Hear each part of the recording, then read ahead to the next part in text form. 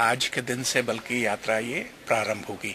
आज आषाढ़ पूर्णिमा का दिन है, जो कि जिसको व्यास पूर्णिमा और गुरु पूर्णिमा के नाम से भी प्रचलित है।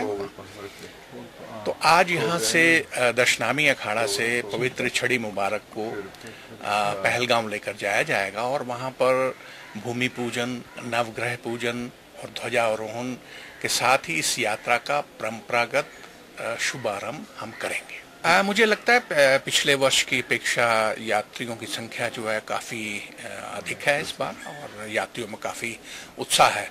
मेरी जानकारी के मुताबिक आज के दिन तक लगभग 2,50,000 यात्री दर्शन कर चुके हैं, और लगभग अभी एक मास पूरा 26 अगस्त को श्रावण पूर्णिमा है, जिस दिन पवित्र छड़ी को वहां ले जाकर वैदिक मंत्रों से पूजन अर्चन किया जाएगा। तो पूरा अभी एक मास है, तो मुझे आशा है कि इस जो आने वाला मास है इसमें भी यात्री काफ़ी बड़ी संख्या में आकर दर्शन करेंगे।